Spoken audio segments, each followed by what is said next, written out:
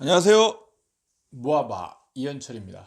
오늘은 자영업자가 어려워지는 원인 세 번째 시간입니다. 세 번째 시간의 원인은 뭐냐? 프랜차이즈죠. 프랜차이즈. 우리나라는 프랜차이즈 공화국이라고 합니다. 진짜 상가를 둘러봐도 프랜차이즈 아닌 업종이 거의 없어요. 그냥 순수한 개인 업종을 보면 한 10 중에 한두 개 정도. 나머지는 다 프랜차이즈예요. 프랜차이즈가 성행하기 때문에 어떤 상황이 벌어지냐? 여러분들 회사 다니다가 회사를 그만두고 창업을 준비하잖아요. 그러면 회사 다니던 사람들은 자영업에 대한 어떤 전문성이나 노하우 이런 것들이 거의 없죠. 전략 이런 것들 거의 없습니다. 돈만 있죠. 그런 상태에서 자영업은 해야 돼요. 그렇기 때문에 이분들이 뭘 선택하냐? 결국에는 프랜차이즈를 선택할 수밖에 없습니다. 그러니까 혼자 창업을 하려다 보면 부딪히는 난관이 너무 많죠. 그렇기 때문에 이거를 해결해주는, 어느 정도 도와줄 수 있는 프랜차이즈에 기대어서 갈 수밖에 없는 겁니다. 그리고 문제는 이게 소비자들이 똑같은 업종이어도 프랜차이즈를 선호하는 경향이 많아요. 실제로 제가 아는 지인 중에 개인 창업을 한 분이 있어요. 근데 이분이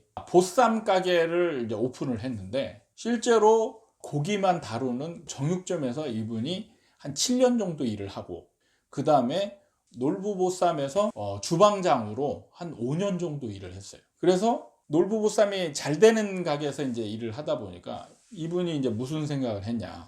내가 놀부보쌈이나 원할머니 보쌈이나 이런 데보다 고기 질이 더 좋은 걸 쓸 수가 있고, 내가 주방장을 하면서 그 노하우들을 다 익혔기 때문에 내가 창업하면 더 맛있는 보쌈집을 할 수 있다라는 자신감을 가지고 창업을 했어요. 근데 결과는 어떻게 됐을까요?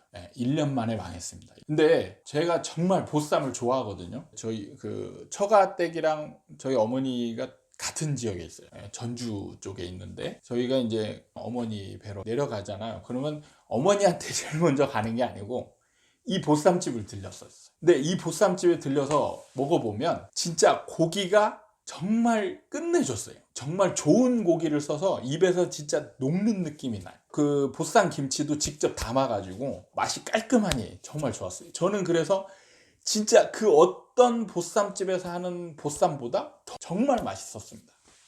근데 망했어요. 맛있는데 망했어요. 제가 이제 왜 이렇게 망할까 그랬더니 이제 그 지인분이 그러더라고. 손님들이 와서 트집을 잡는데 놀부보쌈 고기보다 훨씬 질이 안 좋아. 원할머니 보쌈보다 고기 질이 너무 안 좋아. 너무 안 좋아. 이런 평을 한다는 거예요. 근데 본인은 그거 인정할 수가 없는 거죠. 왜냐하면 자기는 정육점에서 일하고 고기도 제일 좋은 부위만 진짜 쓰는 거고, 제가 먹어봐도 진짜로 달랐어요. 고기가 정말 촉촉하니 입에서 살살 녹는. 그런데 다른 사람들은 그걸 인정하지 않는 거예요. 그거는 이제 선입견이 있는 거죠. 선입견. 다른 프랜차이즈의 음식에 비교를 하는데 그 집보다 맛이 없다 라고 얘기를 하는 거예요. 근데 제가 거기에 원인을 찾아봤는데, 가장 큰 원인은 처음에 너무 이 창업할 때 욕심을 부려가지고 큰 집을 얻었어요. 엄청 큰 집. 그러니까 이 집이 꽉 찰 수가 없어요. 비어있는 집이. 제가 가면 손님이 한두 테이블 정도 앉아있고 이제 저어있고, 그러면은 나머지 굉장히 많은 테이블이 비어있는 거죠. 이렇게 비어있으면 진짜 맛이 없게 느껴진다니까요. 손님 입장에서 보면 이렇게 비어있는 집은 맛이 없게 느껴지게 돼 있어요. 근데 너무 크게 해놔가지고 빈 테이블이 많은 거예요. 그런데 이 창업하는 사람은 맛만 가지고 승부를 했기 때문에 다른 요인들은 검토를 안 했던 거예요. 그러니까 망할 수밖에 없었죠. 프랜차이즈와 일반 개인을 비교했을 때 똑같은 음식을 했을 때는 약간은 프랜차이즈 쪽에 손을 들어주는 경향이 일반 소비자들이 강해요.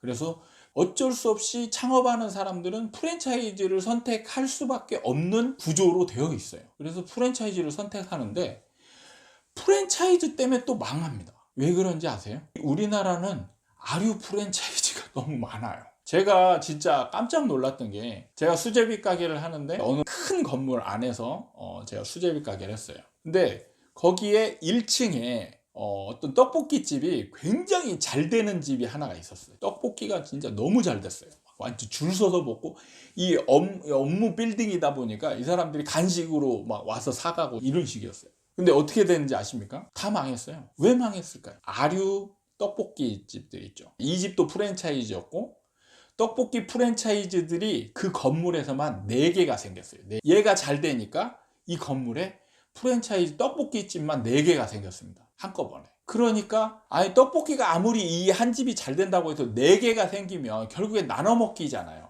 나눠 먹기가 되니까 매출이 다 줄어들 수밖에 없는 거죠. 그런 현상을 여러분들 정말 많이 겪었을 거예요. 제가 지하에 있었는데 우리 지하 옆에 지하에 있는 커피숍이 있었어요. 그냥 개인 커피숍이었어요. 근데 정말 잘 됐어요. 저렴하고 맛있게 해가지고 정말 잘 됐는데 나중에 보니까 커피숍만 이 건물에 10개가 생기는 거예요. 그러니까 나중에 여기 줄 섰던 사람들이 줄이 없어지더라고요. 이렇게 되는 겁니다. 그러니까 뭐 하나 유행하면 그 유행한 것이 한번 쫙 퍼지고 아류 비슷한 것들이 쫙 생기고 이렇게 되는 거죠. 한때 생과일 주스 프랜차이즈가 유행했었죠. 그게 한번 쫙 생기고 나니까 그와 비슷한 또 생과일 프랜차이즈들이 또 생기고, 한 프랜차이즈는 자기 지역을 일정 정도 그 범위 안에서는 다른 점주가 할 수가 없게 이제 그 독점권을 부여해 준단 말이에요. 근데 이게 소용없는 거죠. 이게 그 프랜차이즈 내에서만 독점권이 있는 거지 다른 프랜차이즈가 들어오면 이거 막을 수가 없어요. 그러니까 여기저기 생과일 주스가 같은 동네에 막 3-4개씩 생기는 거예요. 그러니까 조금 지나니까 이게 다 망해져 있는 거죠. 이런 현상이 지금 계속 반복이 되고 있어요. 프랜차이즈 업종이 하나 뜨면 그 아류 프랜차이즈가 또 막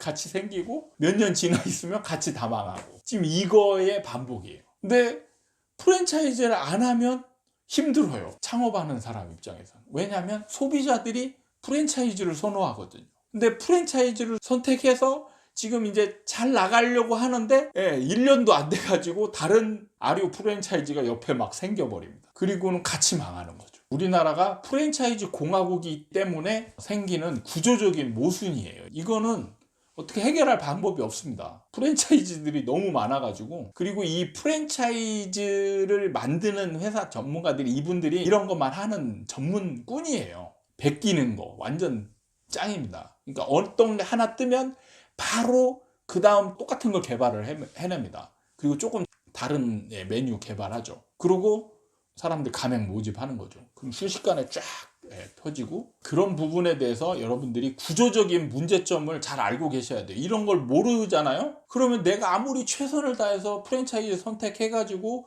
나 노력해가지고 잘 나가고 있는데, 잘 나가면 뭐예요? 옆에 또 생겨버리면 결국에는 나눠 먹기 되는 거니까. 저는 왜 6년 동안 했냐? 프랜차이즈로 할 수 없는 수제비였거든요. 손수제비. 저는 이거를 참 잘 선택했다라는 생각을 하면서 장사를 했었는데, 프랜차이즈로 수제비 프랜차이즈는 없었어요. 그래가지고 6년 동안 버틸 수 있었던 겁니다. 그러니까 여러분들 만약에 창업하신다면 프랜차이즈를 선택을 하더라도 아류 업종이 생기기 어려운 거나 아니면 다른 것들이 생기더라도 내가 이길 수 있는 다른 뭐 어떤 노하우나 인맥을 갖고 있거나 이런 식의 장점을 가지고 있어야 되는 거죠. 그렇지 않으면 결국에는 다 똑같이 망할 수밖에 없는 구조적인 모순을 가지고 있다, 이렇게 보시면 되는 겁니다. 이런 부분에 대해서 잘 이해를 하셔야 돼요. 자, 오늘은 영상 여기까지 마치고 또 다음에 새로운 주제를 가지고 여러분들 찾아뵙도록 하겠습니다. 감사합니다.